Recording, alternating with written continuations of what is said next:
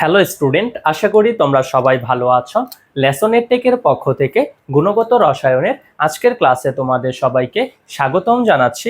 আজকের ক্লাসে আমরা রাদারফোর্ডের পরমাণু মডেল নিয়ে বিস্তারিত আলোচনা করব। ঠিক আছে, রাদারফোর্ডের পরমাণু মডেল নিয়ে আমরা আজকের ক্লাসে বিস্তারিত আলোচনা করব। ঠিক আছে, বলতো এই রাদারফোর্ড পরমাণু মডেল কিসের মাধ্যমে তৈরি হয়েছিল? রাদারফোর্ড তার আলফা কণা বিচ্ছুরণ পরীক্ষার মাধ্যমে যে নিউক্লিয়াস আবিষ্কার করেছিল, ঠিক আছে, সেটার উপর ভিত্তি করে রাদারফোর্ড তার পরমাণু মডেলটি আবিষ্কার করেছিল। ঠিক আছে, 1911 সালে 1911 সালে রাদারফোর্ডের পরমাণু মডেলটি আবিষ্কার করেছিল। ঠিক আছে, একে সৌর মডেল বা সোলার সিস্টেম অ্যাটম মডেলও বলা হয়। ঠিক আছে, 1911 সাল 1911 সাল রাদারফোর্ড তার আলফা কণা বিচ্ছুরণ পরীক্ষার মাধ্যমে নিউক্লিয়াস আবিষ্কার করেছিল। সেটার উপর ভিত্তি করে এই মডেলটা উনি পরবর্তীতে আবিষ্কার করেছে 1911 সালে। ঠিক আছে, চলো আমরা রাদারফোর্ডের পরমাণু মডেলটি দেখি। ঠিক আছে, চলো রাদারফোর্ডের পরমাণু মডেল এখানে কি ছিল ভাই? পরমাণুর কেন্দ্রে ধনাত্মক চার্জ বিশিষ্ট ভারী বস্তু ছিল, সেটাকে উনি বলেছিল নিউক্লিয়াস। ঠিক আছে, এই মডেলে উনি এই কথাটাই বলেছে। আরো কিছু কথা বলেছে, দেখো এই মডেলটা ভাই পরে বলবো। হ্যাঁ, দেখো আমরা শুরু করি, আগে রাদারফোর্ডের পরমাণু মডেলটা আঁকাই। রাদারফোর্ডের পরমাণু মডেলটা ভাই কেমন?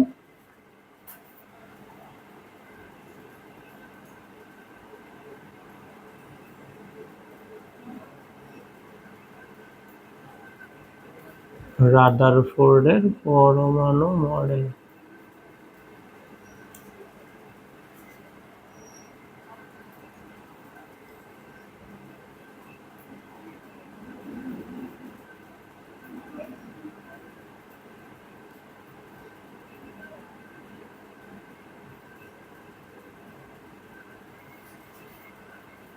ঠিক আছে, আমরা রাদারফোর্ডের পরমাণু মডেলটা আঁকাই। একে সৌর মডেল বা সোলার সিস্টেম অ্যাটম মডেলও বলা হয়, বা নিউক্লিয়ার মডেল।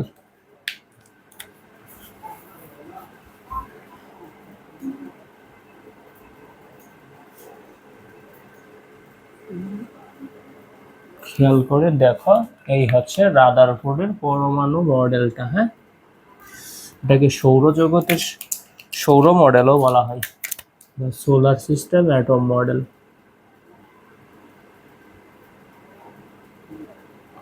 একে সৌর মডেল বা সোলার সিস্টেম অ্যাটম মডেলও বলা হয়। ঠিক আছে, পরমাণুর কেন্দ্রে কি থাকে? ধনাত্মক চার্জ বিশিষ্ট নিউক্লিয়াস থাকে। ঠিক আছে, ঠিক আছে ভাই, ওকে। এটা হচ্ছে রাদারফোর্ডের পরমাণু মডেল। ঠিক আছে, যদিও এই মডেলটার কোনো অস্তিত্বই নেই, আমরা পরে আলোচনা করব। ঠিক আছে, বুঝিও পরমাণুর কেন্দ্রে ধনাত্মক চার্জ বিশিষ্ট ভারী বস্তু বিদ্যমান। ঠিক আছে, এই পরমাণুটার কেন্দ্রে ধনাত্মক চার্জ বিশিষ্ট ভারী বস্তু বিদ্যমান, একে নিউক্লিয়াস বলা হয়। ঠিক আছে, পরমাণুর আয়তনের তুলনায় নিউক্লিয়াসের আয়তন অতি নগণ্য। ঠিক আছে, রাদারফোর্ড পরমাণু মডেল 1 নম্বর কথাটা কি বলেছে উনি? পরমাণুর কেন্দ্রে ধনাত্মক চার্জ বিশিষ্ট ভারী বস্তু বিদ্যমান। পরমাণুর কেন্দ্রে এই রাদারফোর্ড পরমাণু মডেল কিসের উপর ভিত্তি করে ভাই তৈরি হয়েছে? নিউক্লিয়াসের উপর আবিষ্কারের পর। ঠিক আছে, উনি নিউক্লিয়াস আবিষ্কার করেছিল আলফা কণা বিচ্ছুরণ পরীক্ষার মাধ্যমে, সেটার উপর ভিত্তি করে এই মডেলটা দিয়েছিল। পরমাণুর কেন্দ্রে ধনাত্মক চার্জ বিশিষ্ট ভারী বস্তু বিদ্যমান। ধনাত্মক চার্জ বিশিষ্ট ধনাত্মক চার্জ বিশিষ্ট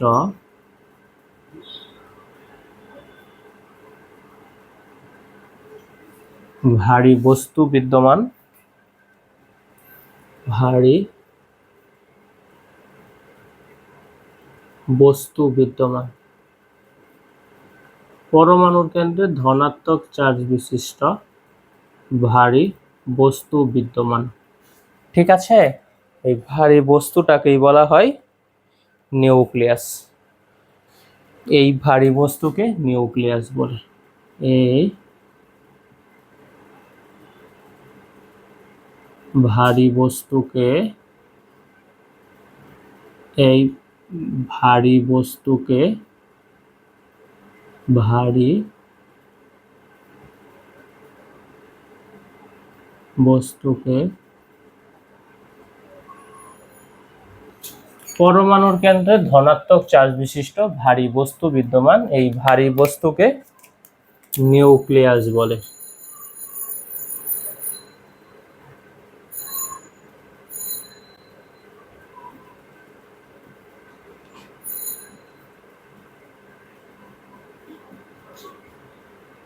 ঠিক আছে, এই পরমাণুর আকারের তুলনায় নিউক্লিয়াসের আকার অতি নগণ্য। পরমাণুর মোট আয়তনের তুলনায় নিউক্লিয়াসের আয়তন অতি নগণ্য। ঠিক আছে, পরমাণুর মোট আয়তনের তুলনায়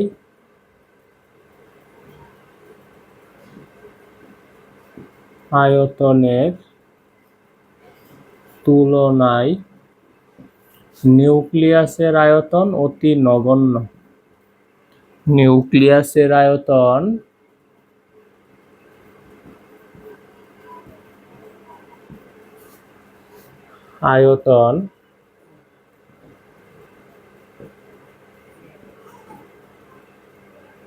অতি নগণ্য মানে খুবই ছোট। পরমাণুর আয়তনের তুলনায় নিউক্লিয়াসের আয়তন অতি নগণ্য। ঠিক আছে, 10,000 থেকে 1 লক্ষ গুণ ছোট। ঠিক আছে, নিউক্লিয়াসের তুলনায় পরমাণুটা 10,000 থেকে 1 লক্ষ গুণ বড়। এটা আমরা রাদারফোর্ডের আলফা কণার বিচ্ছুরণ পরীক্ষায় জেনেছিলাম, তাই না? দেখো কি বলেছে, পরমাণুর কেন্দ্রে ধনাত্মক চার্জ বিশিষ্ট ভারী বস্তু বিদ্যমান। ঠিক আছে, এই যে পরমাণু, এই পরমাণুর কেন্দ্রে কি আছে ভাই? ধনাত্মক চার্জ বিশিষ্ট ভারী বস্তু আছে। এই ভারী বস্তুটাকে বলা হয় নিউক্লিয়াস। ঠিক আছে, এই নিউক্লিয়াস পরমাণুর আয়তনের তুলনায় অতি নগণ্য। ঠিক আছে, উনি এই কথাটা বলেছে। পরে বলেছে কি, পরমাণু বিদ্যুৎ নিরপেক্ষ। পরমাণুতে যতগুলো ইলেকট্রন থাকে, প্রোটন থাকে, কক্ষপথে ঘূর্ণায়মান ঠিক ততগুলো ইলেকট্রন থাকে। কি বলেছে? পরমাণু বিদ্যুৎ নিরপেক্ষ। বুঝি, পরমাণু বিদ্যুৎ নিরপেক্ষ। বিদ্যুৎ নিরপেক্ষ কেন? পরমাণু বিদ্যুৎ নিরপেক্ষ কেন ভাই? কারণ পরমাণুতে যতগুলো প্রোটন থাকবে, কক্ষপথে ঘূর্ণায়মান ঠিক ততগুলো ইলেকট্রন থাকবে। ঠিক আছে, মনে করো আমরা হাইড্রোজেনের কি পারমাণবিক সংখ্যা কত? 1, তাই তো? প্রোটন সংখ্যা কত হাইড্রোজেনের? 1। ঠিক আছে, মনে করো হাইড্রোজেন 1। ঠিক আছে, হাইড্রোজেন কি 1। এখন কি থাকবে ভাই? কক্ষপথেও কি থাকবে? একটা ইলেকট্রন থাকবে। ঠিক আছে, পরমাণুতে যতগুলো প্রোটন থাকবে, কক্ষপথে ঠিক ততগুলো ইলেকট্রন থাকবে। এই জন্য বলেছে পরমাণু বিদ্যুৎ নিরপেক্ষ। ঠিক আছে, অর্থাৎ পরমাণুতে যতগুলো প্রোটন থাকে, পরমাণুতে যতগুলো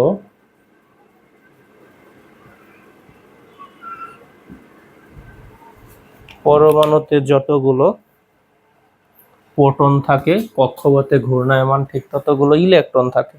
ঠিক আছে, এই যে পরমাণু, মনে করো এখানে কি আছে? ইলেকট্রন আছে। তাহলে আছে কি? ইলেকট্রন।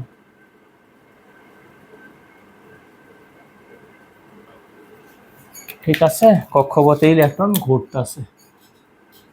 এই যে আমরা কক্ষপথে ইলেকট্রন দিচ্ছি, কি বলেছে? এই যে পরমাণুটার কক্ষপথ। ঠিক আছে, পরমাণুতে যতগুলো ইলেকট্রন থাকে, পরমাণুতে যতগুলো প্রোটন থাকে, কক্ষপথে ঘূর্ণায়মান ঠিক ততগুলো ইলেকট্রন থাকে। অর্থাৎ পরমাণু বিদ্যুৎ নিরপেক্ষ।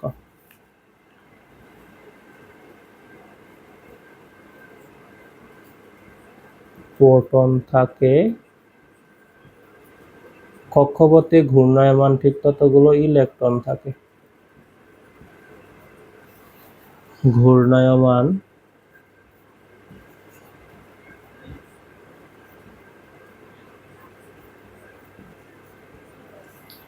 পরমাণু বিদ্যুৎ নিরপেক্ষ, অর্থাৎ পরমাণুতে যতগুলো প্রোটন থাকে কক্ষপথে ঘূর্ণায়মান ঠিক ততগুলো ইলেকট্রন থাকে।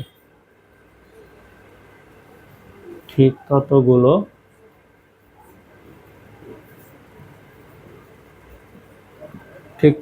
কি থাকে ভাই? ঠিক ততগুলো ইলেকট্রন থাকে।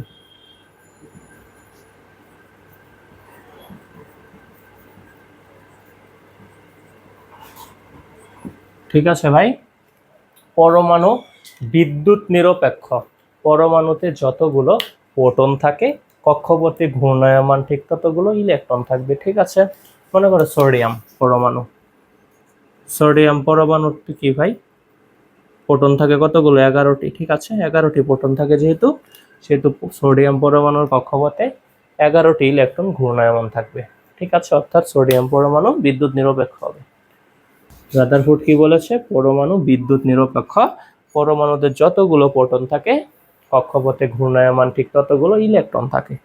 ঠিক আছে, 3 নম্বরে একটা কথা বলেছে, কথাটা হচ্ছে কি, সৌরজগতে সূর্যের চারদিকে গ্রহগুলো যেভাবে ঘুরে পরমাণুতে ইলেকট্রনগুলো তার কেন্দ্র নিউক্লিয়াসকে কেন্দ্র করে ঠিক একইভাবে ঘুরে। কি বলছে? পরমাণু সৌরজগৎ আছে না, এই সৌরজগৎ মনে করো, এই যে সৌরজগৎ, সৌরজগতের কেন্দ্রে কি আছে ভাই? সূর্য আছে না? সূর্য, সূর্য কি সকল শক্তির উৎস, তাই না? পরমাণুর কেন্দ্রে সূর্য আছে, সরি পরমাণু কেন্দ্র বলে দুঃখিত, সৌরজগতের কেন্দ্রে কে আছে? সূর্য আছে, তাই না? সৌরজগতে সূর্যের চারদিকে এই যে নির্দিষ্ট কক্ষপথে মনে করে যে পৃথিবী ঘুরতেছে, সৌরজগতের সূর্যের চারদিকে ঘূর্ণায়মান গ্রহ, পৃথিবী কি একটা গ্রহ? এই যেটা কি ভাই? আর্থ, পৃথিবী কি দিলাম? ঠিক আছে, সূর্যের চারদিকে ঘূর্ণায়মান গ্রহগুলো, ঠিক আছে, সৌরজগতে সূর্যের চারদিকে গ্রহগুলো যেভাবে ঘুরে পরমাণুতে ইলেকট্রনগুলো, ঠিক আছে, পরমাণুতে কি ইলেকট্রনগুলো এর কেন্দ্র নিউক্লিয়াসকে কেন্দ্র করে সেম ভাবে ঘুরে। রাদারফোর্ড এই কথাটা বলে ফেলছে। কি বলে ফেলছে ভাই? পরমাণু সৌরজগতে সূর্যের চারদিকে গ্রহগুলো যেভাবে ঘুরে পরমাণুতে ইলেকট্রনগুলো নিউক্লিয়াসকে কেন্দ্র করে একইভাবে ঘুরে। ঠিক আছে, যদিও কথাটা মস্ত বড় একটা ভুল কথা, কেন ভুল সেটা আমরা পরে জানবো। উনি 3 নম্বরে বলেছে কি ভাই? সৌরজগতে সূর্যের চারদিকে ঘূর্ণায়মান গ্রহগুলোর মতো পরমাণুর ইলেকট্রনগুলো এর কেন্দ্রস্থ নিউক্লিয়াসের চারদিকে নিজ নিজ কক্ষপথে ঘুরে সতত, যেটা ঘূর্ণায়মান বলা হয়। ঠিক আছে, আমি কথাটা লিখে ফেলি। কি বলবো? সৌরজগতে সূর্যের চারদিকে ঘূর্ণায়মান গ্রহগুলোর মতো সৌরজগতের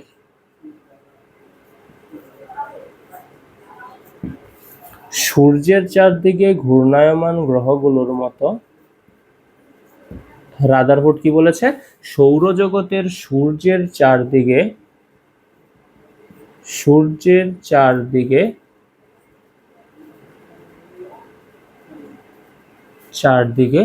ঘূর্ণায়মান গ্রহগুলোর মতো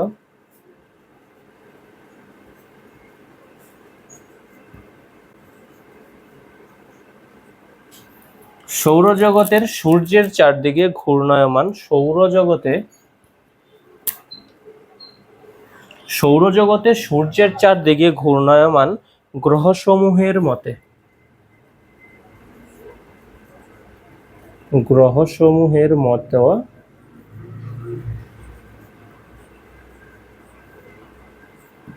পরমাণুর ইলেকট্রনগুলো এর কেন্দ্রস্থ নিউক্লিয়াসের চারদিকে পরমাণুর ইলেকট্রনগুলো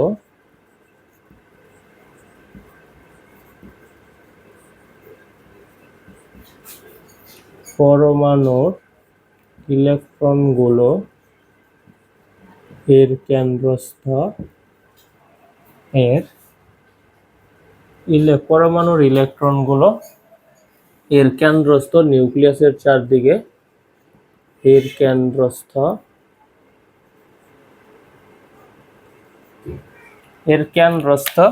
নিউক্লিয়াসের চারদিকে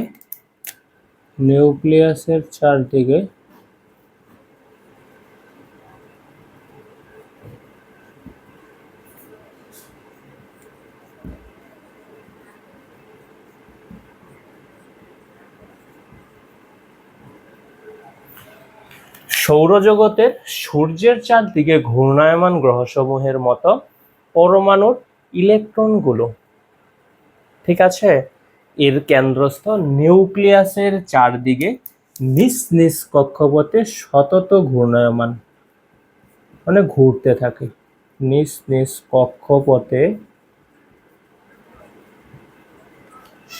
সতত ঘূর্ণায়মান। আরেকটা কথা বলেছে, সতত ঘূর্ণায়মান,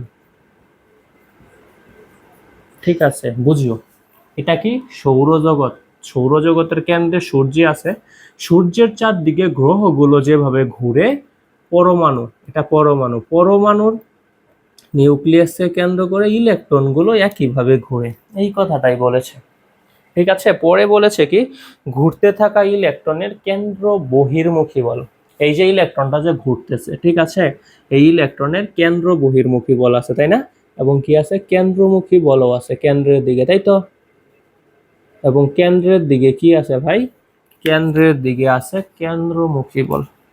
এই যে ইলেকট্রনের কি আছে বাহিরের দিকে একটা কেন্দ্র বিমুখী বল আছে, এবং কেন্দ্রের দিকে কি আছে কেন্দ্রমুখী বল আছে, ঠিক আছে। এই ঘুরতে থাকা ইলেকট্রনের কেন্দ্র বিমুখী বা কেন্দ্র বহির্মুখী বল ইলেকট্রন ও নিউক্লিয়াসের কেন্দ্রমুখী বলের সমান, এই কথাটা বলেছে। ঘুরতে থাকা ইলেকট্রনের কেন্দ্র বহির্মুখী বল এবং ইলেকট্রন ও নিউক্লিয়াসের কেন্দ্রমুখী বল পরস্পর সমান, কি বলেছে শুনিও। এই যে ঘুরতেছে, পরমাণুর চারদিকে ইলেকট্রনটা ঘুরতেছে, আমরা জানি বৃত্তাকার পথে ঘূর্ণায়মান বস্তুর কি থাকে, কেন্দ্রমুখী বল থাকে এবং কেন্দ্র বহির্মুখী বল থাকে, তাই না। এই যে ইলেকট্রনটা যে ঘুরতেছে, ইলেকট্রনের এটা কি কেন্দ্র বহির্মুখী বল, এবং ইলেকট্রন ও নিউক্লিয়াসের এই যে কেন্দ্রমুখী বল, এই দুইটা পরস্পর সমান, আমি এই কথাটাও বলেছে, ঠিক আছে ভাই। কি বলেছে যে ঘুরতে থাকা ইলেকট্রনের কেন্দ্র বহির্মুখী বল, ঘুরতে থাকা ইলেকট্রনের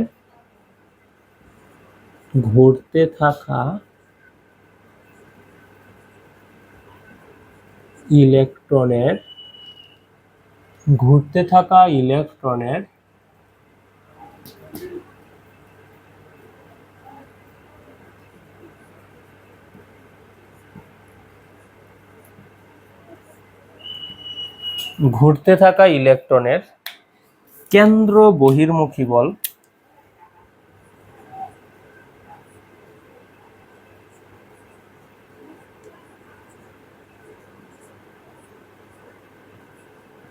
ঘুরতে থাকা ইলেকট্রনের কি ভাই কেন্দ্র বহির্মুখী বল এবং ইলেকট্রন ও নিউক্লিয়াসের কেন্দ্রমুখী বল, এই যে কেন্দ্র বিমুখী বল এবং ইলেকট্রন আর এই নিউক্লিয়াসের কেন্দ্রমুখী বল পরস্পর সমান, এবং ইলেকট্রন ও নিউক্লিয়াসের কেন্দ্রমুখী বল পরস্পর সমান, এবং ইলেকট্রন ও নিউক্লিয়াসের কেন্দ্রমুখী বল পরস্পর সমান, ও নিউক্লিয়াসের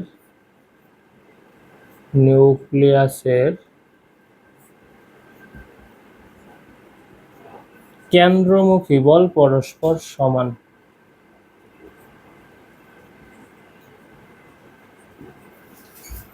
মুখী বল পরস্পর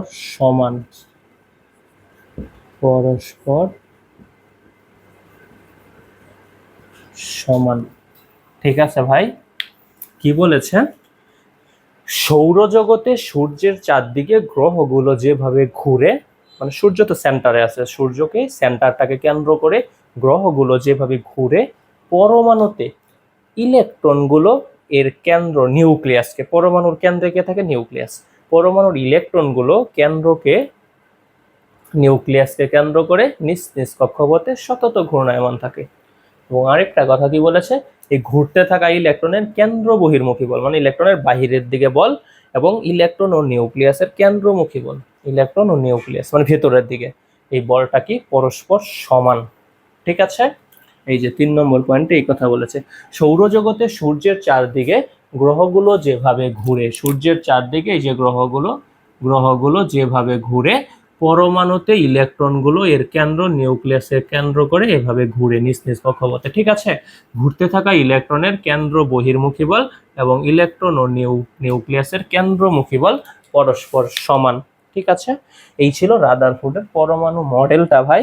কিন্তু এখানে তো অনেক কিছু ভুল বলেছে, সীমাবদ্ধতা আছে, আমরা তো আর ভুল বলতে পারবো না, আমরা বলবো সেটাকে সীমাবদ্ধতা। ঠিক আছে, দেখো রাদারফোর্ড কি করেছে, তার মডেলটাকে সৌরজগতের গ্রহের সাথে তুলনা করছে না। এই যে দেখো সৌরজগতের গ্রহগুলোর সাথে তুলনা করছে না। ঠিক আছে, তুলনা করেছে, তাই না?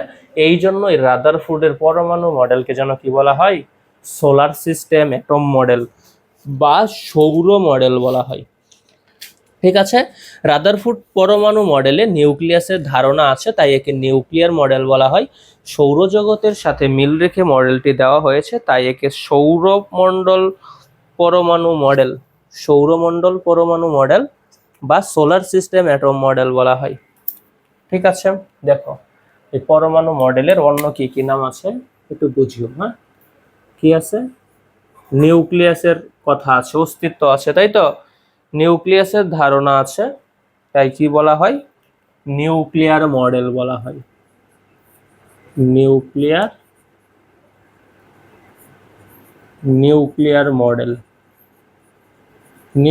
মডেল বলা হয়। কেন বলা হয়? কারণ নিউক্লিয়াসের ধারণা আছে, তাই তো? আর কি বলা হয় ভাই? আর বলা হয় সৌর মডেল বা সোলার সিস্টেম অ্যাটম মডেল।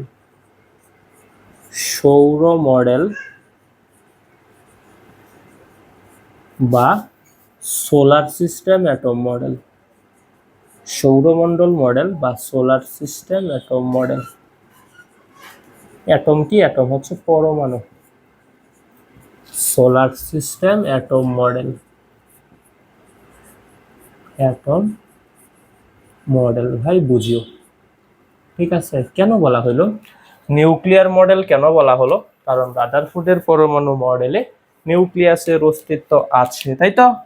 নিউক্লিয়াসের অস্তিত্ব আছে, বাট নিউক্লিয়াসের ধারণা আছে, নিউক্লিয়াসের ধারণা আছে, নিউক্লিয়াসের ধারণা আছে। যেহেতু রাদারফোর্ডের পরমাণু মডেলে নিউক্লিয়াসের ধারণা আছে, সেহেতু রাদারফোর্ডের পরমাণু মডেলকে বলা হয় নিউক্লিয়ার মডেল। ঠিক আছে ভাই, সৌর মডেল বা সোলার সিস্টেম অ্যাটম মডেল কেন বলা হলো? কারণ সৌরজগতের সাথে মিল রেখে মডেলটি দেওয়া হয়েছে। ঠিক আছে ভাই, সৌরজগতের সাথে মিল রেখে মডেলটি দেওয়া হয়েছে।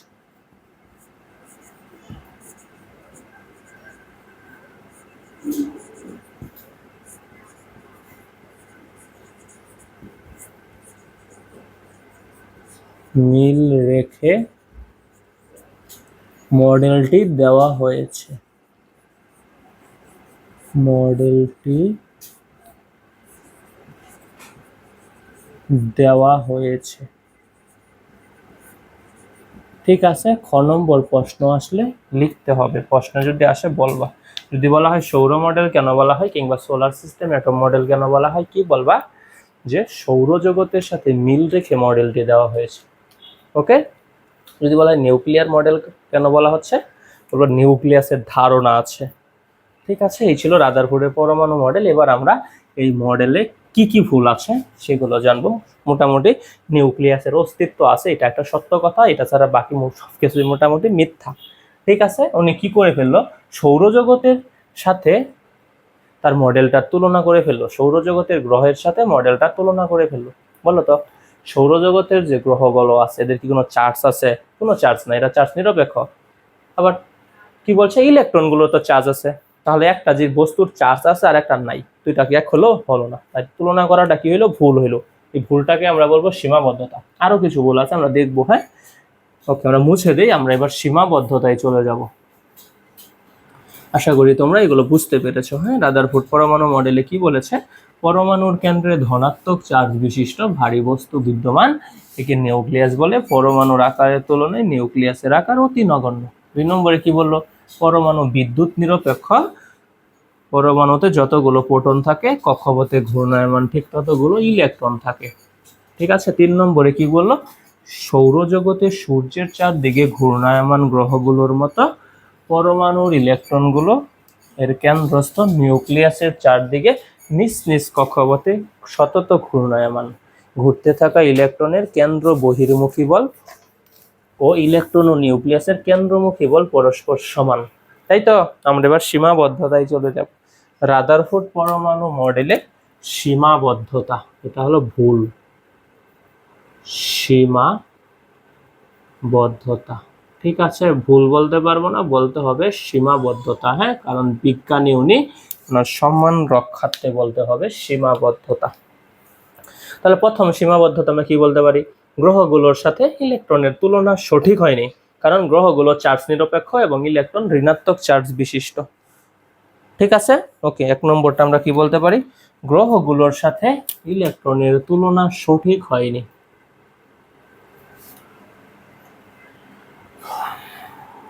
গ্রহগুলোর সাথে ইলেকট্রনের তুলনা সঠিক হয়নি।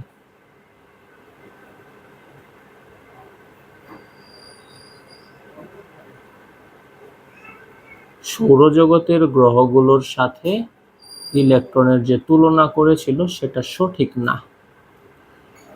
গ্রহগুলোর সাথে ইলেকট্রনের তুলনা সঠিক হয়নি। ইলেকট্রনের তুলনা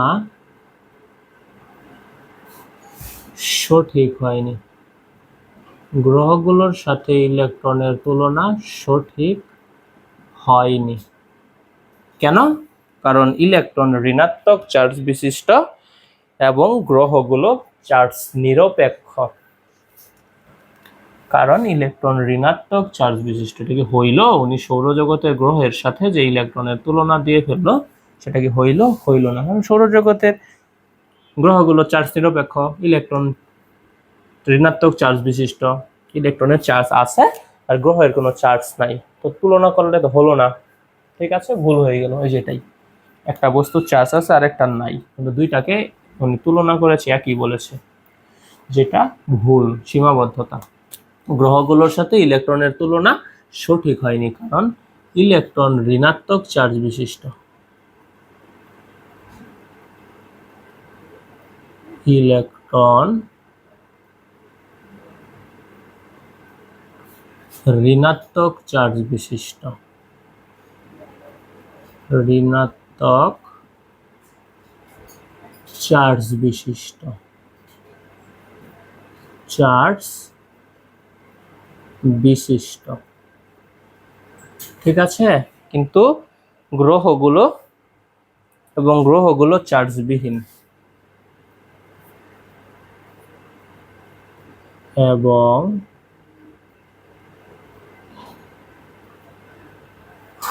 গ্রহগুলো চার্জবিহীন, গ্রহগুলো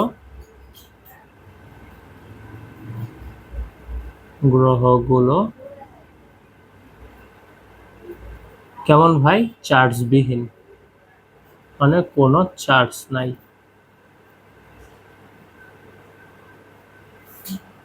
ওকে, সৌরজগতের গ্রহগুলোর সাথে ইলেকট্রনের তুলনাটা সঠিক হয়নি, কারণ ইলেকট্রন ঋণাত্মক চার্জ বিশিষ্ট এবং গ্রহগুলো চার্জবিহীন।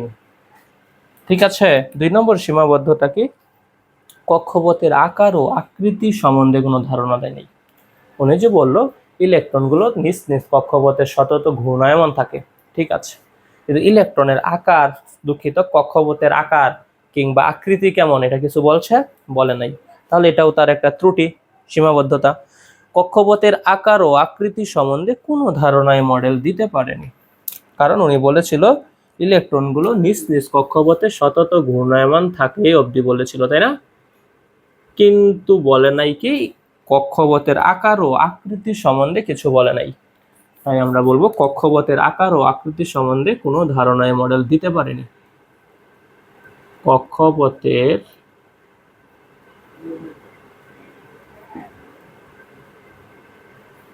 আকার ও আকৃতি সম্বন্ধে,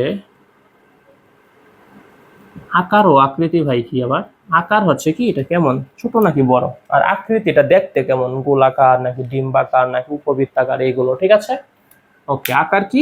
আকার হচ্ছে ছোট বড়, ছোট নাকি বড়, আর আকৃতি কেমন, এটা দেখতে কেমন, হ্যাঁ, গোলাকার নাকি ডিম্বাকার নাকি বৃত্তাকার, এমন। কক্ষপথের আকার ও আকৃতি সম্বন্ধে, আকার ও আকৃতি সম্বন্ধে কোনো ধারণা এই মডেল দিতে পারেনি। কোনো ধারণা এই মডেল দিতে পারেনি।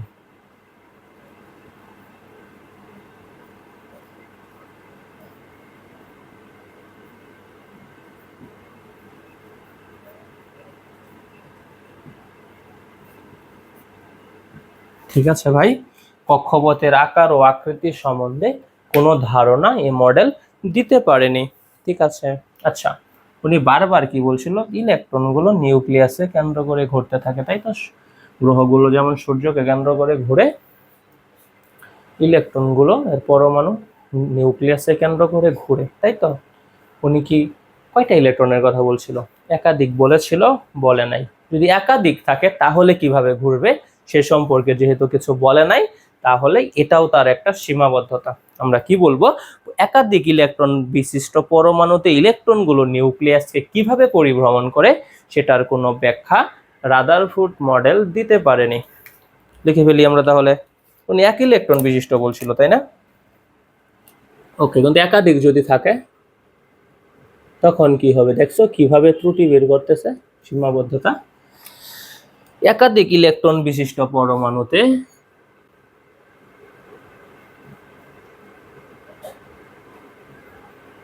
একাধিক ইলেকট্রন বিশিষ্ট পরমাণুতে একাধিক ইলেকট্রন বিশিষ্ট পরমাণুতে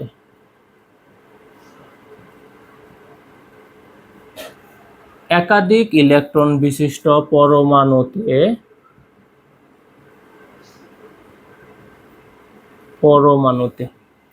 ইলেকট্রনগুলো কিভাবে নিউক্লিয়াসে পরিভ্রমণ করে, ইলেকট্রনগুলো নিউক্লিয়াসে কিভাবে পরিভ্রমণ করে সেটার কোনো ধারণা এই মডেল দিতে পারেনি। ইলেকট্রনগুলো, পরমাণুতে একাধিক ইলেকট্রন থাকতে পারে, তাই তো? যদি থাকে তাহলে পরমাণুতে ইলেকট্রনগুলো নিউক্লিয়াসকে কিভাবে পরিভ্রমণ করে সেটার কোনো ব্যাখ্যা দেয়নি, দিতে পারেনি। নিউক্লিয়াসকে কিভাবে পরিভ্রমণ করে, কিভাবে মানে নিউক্লিয়াসে কেন্দ্র করে কিভাবে ঘুরে, নিউক্লিয়াসকে কিভাবে পরিভ্রমণ করে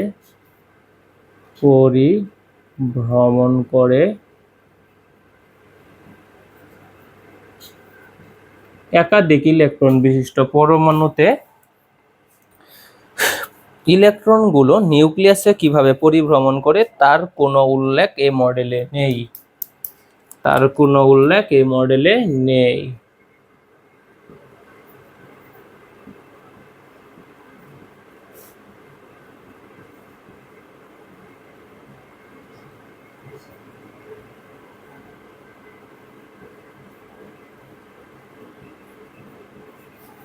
তার কোনো উল্লেখ এই মডেলে কি ভাই, এই মডেলে নেই।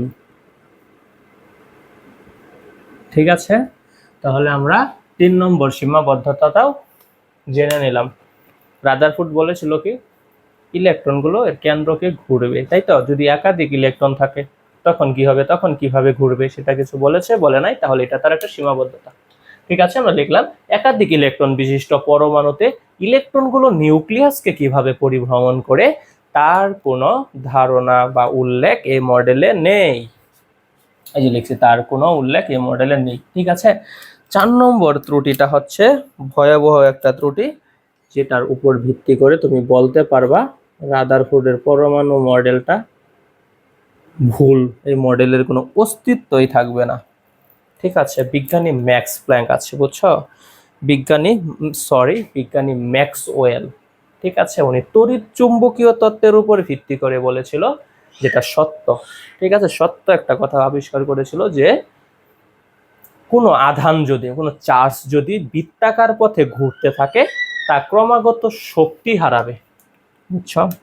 কোনো কোনো কোনো চার্জ, এই যে একটা চার্জ, এই চার্জটা যদি কি করে ভাই, বৃত্তাকার পথে ঘুরতে থাকে, এই যে বৃত্তাকার, এই যে এই চার্জটা কি করলো ভাই, এই যে বৃত্তাকার পথে ঘুরলো, এই যে বৃত্তাকার পথে যদি ঘুরতে থাকে, তা ক্রমাগত শক্তি ছেড়ে দিবে।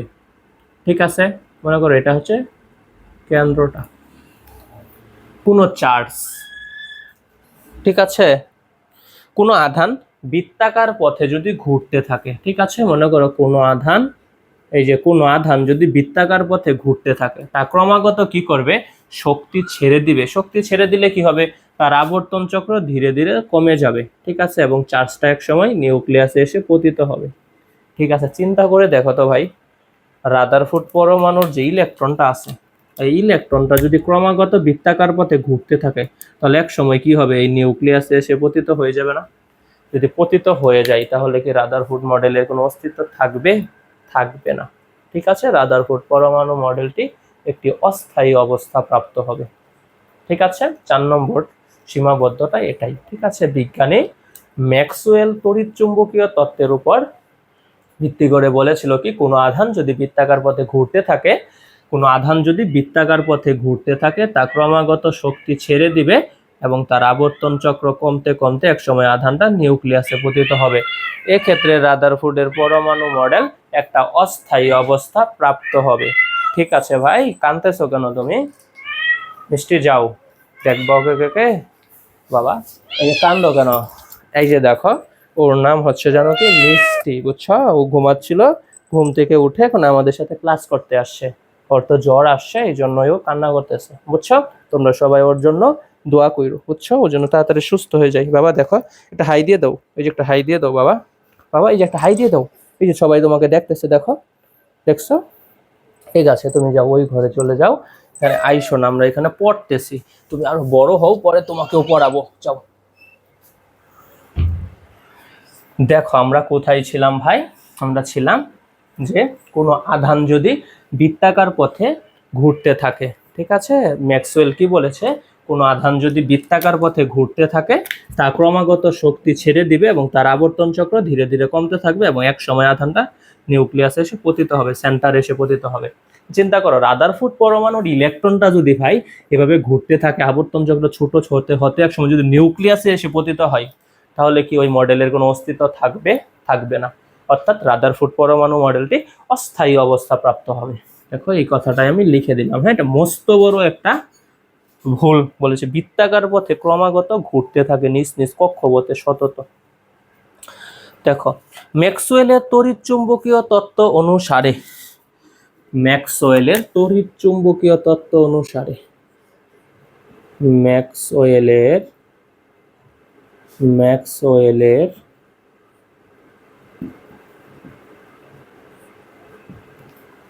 ম্যাক্সওয়েলের তড়িৎ চুম্বকীয় তত্ত্ব অনুসারে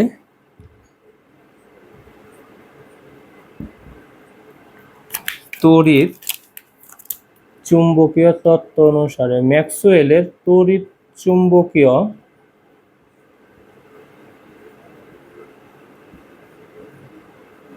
তত্ত্ব অনুসারে কোনো আধান বৃত্তাকার পথে ঘুরতে থাকলে, কোনো আধান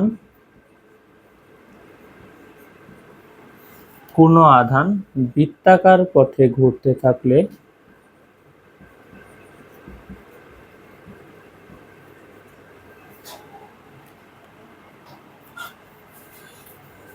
কোনো আধান বৃত্তাকার পথে ঘুরতে থাকলে তা ক্রমাগত শক্তি বিকিরণ করবে, মানে শক্তি ছেড়ে দিবে ঘুরতে থাকলে। বৃত্তাকার পথে ঘুরতে থাকলে, কোনো আধান বৃত্তাকার পথে ঘুরতে থাকলে তা ক্রমাগত শক্তি বিকিরণ করবে।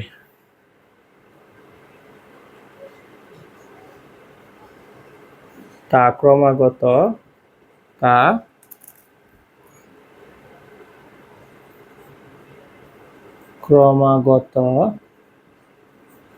শক্তি বিকিরণ করবে।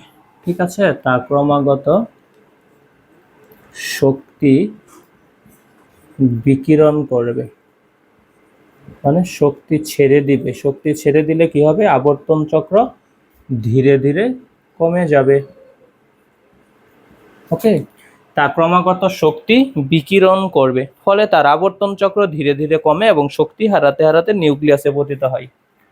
ফলে তার আবর্তন চক্র ধীরে ধীরে কমে, ফলে তার আবর্তন চক্র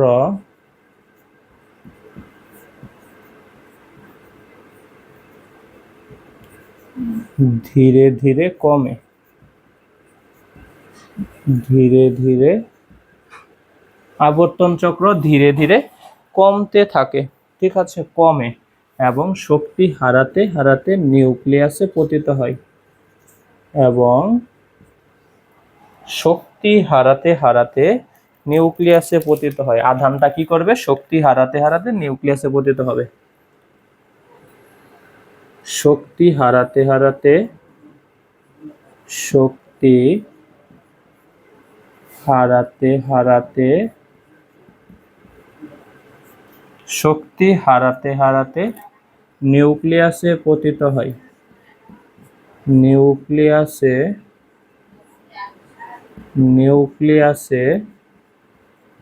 পতিত হয়, পতিত হয়। ঠিক আছে ভাই, কোনো আধান যদি বৃত্তাকার পথে ঘুরতে থাকে তা ক্রমাগত শক্তি বিকিরণ করবে, ফলে তার আবর্তন চক্র ধীরে ধীরে কমে যাবে এবং শক্তি হারাতে হারাতে আধানটি নিউক্লিয়াসে পতিত হবে।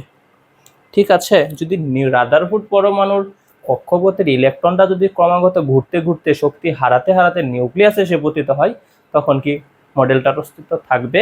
থাকবে না। ঠিক আছে, অর্থাৎ মডেলটি একটি অস্থায়ী অবস্থা প্রাপ্ত হবে। এক্ষেত্রে রাদারফোর্ড পরমাণু মডেল সম্পূর্ণভাবে একটি অস্থায়ী অবস্থা হবে। এক্ষেত্রে রাদারফোর্ডের পরমাণু মডেল এক্ষেত্রে রাদারফোর্ডের পরমাণু মডেল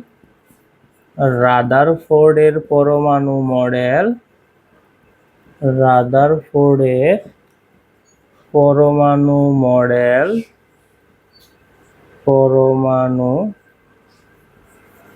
মডেল এক্ষেত্রে রাদারফোর্ডের পরমাণু মডেল কি হবে ভাই?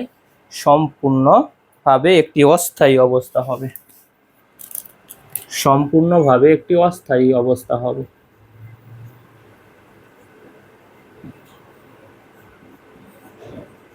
সম্পূর্ণভাবে একটি অস্থায়ী অবস্থা হবে।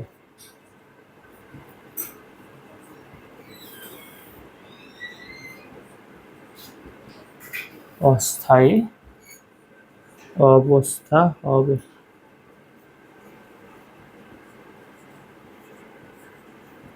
ঠিক আছে, অর্থাৎ ইলেকট্রন সমূহের নিউক্লিয়াসে পতন কখনোই হয় না। অর্থাৎ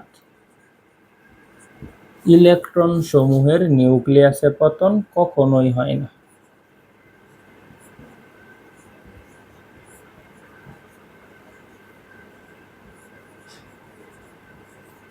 সমূহের নিউক্লিয়াসে পতন কখনোই হয় না।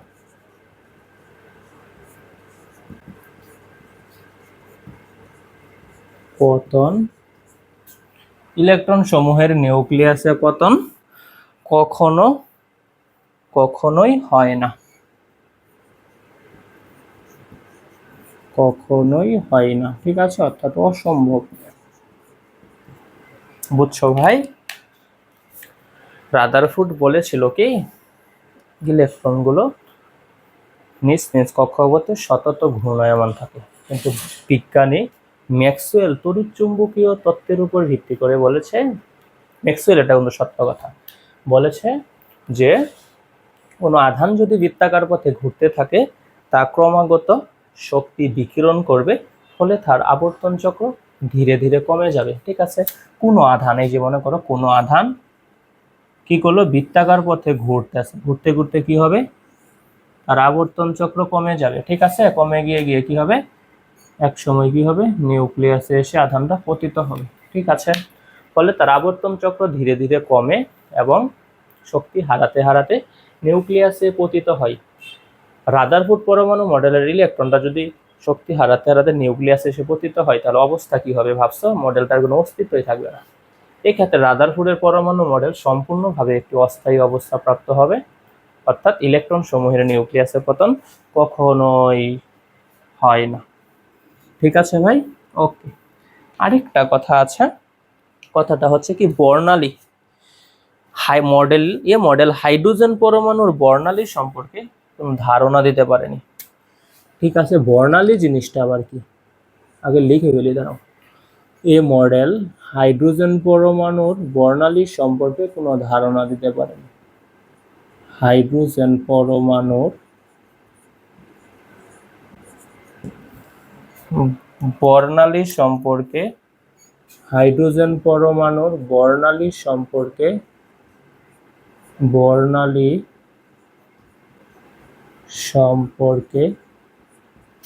কোনো ধারণা দিতে পারেনি। বর্ণালী সম্পর্কে কোনো সুষ্ঠু ব্যাখ্যা দিতে পারেনি, কোনো সুষ্ঠু ব্যাখ্যা দিতে পারেনি, সুষ্ঠু ব্যাখ্যা দিতে পারেনি,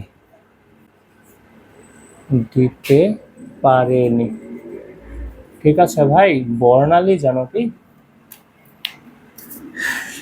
সাদা বর্ণের আলোক রশ্মি যখন কোনো স্বচ্ছ প্রতিসারকের মধ্য দিয়ে যাবে, তখন কি হবে, আলোক রশ্মিটা তরঙ্গ দৈর্ঘ্য অনুযায়ী বিভিন্ন অংশে বিভক্ত হয়ে যাবে, বিভিন্ন আলোতে বিভক্ত হয়ে যাবে। এটাই হচ্ছে মূলত বর্ণালী। ঠিক আছে, অর্থাৎ কি, আলোক রশ্মির একটা বিন্যাস। আলোক রশ্মি যদি তুমি স্বচ্ছ মাধ্যমের ভিতর দিয়ে নিয়ে যাও, সাদা বর্ণের, ঠিক আছে, আলোক রশ্মি যদি স্বচ্ছ মাধ্যমের ভিতর দিয়ে নিয়ে যাও, তখন কি হবে, আলোক রশ্মির তরঙ্গ দৈর্ঘ্য অনুযায়ী একাধিক আলোকে রশ্মিতে বিভক্ত হয়ে যাবে, যেমন রংধনুর 7 রং, এমনভাবে বিভক্ত হয়ে যাবে। ঠিক আছে, এই যে এই ব্যাখ্যাটাই, বর্ণালীর সুষ্ঠু ব্যাখ্যাটাই মডেল দিতে পারেনি। ঠিক আছে, ইলেকট্রনগুলো যখন ধাপান্তর হয় তখন কি হয়, বর্ণালীর সৃষ্টি হয়। তো বর্ণালীর ধারণা তো কোনো দিতে পারলো না, এই জন্যই বলেছে এই মডেল হাইড্রোজেন পরমাণুর বর্ণালী সম্পর্কে কোনো সুষ্ঠু ধারণা দিতে পারেনি। হ্যাঁ, ঠিক আছে, দেখো এত এত ত্রুটি, ভুল, সীমাবদ্ধতা, তাহলে কি এই মডেলের কোনো গ্রহণযোগ্যতা আছে? না, এই মডেলের গ্রহণযোগ্যতাটা খুবই কম। ঠিক আছে, এই ছিল মূলত রাদারফোর্ড পরমাণু মডেলের আজকের ক্লাসটি। আশা করি তোমরা আজকের ক্লাসটি বুঝতে পেরেছ। তোমাদের সাথে পরবর্তী ক্লাসে আবারও দেখা হবে। সবাই ভালো থেকো, সুস্থ থেকো, ধন্যবাদ।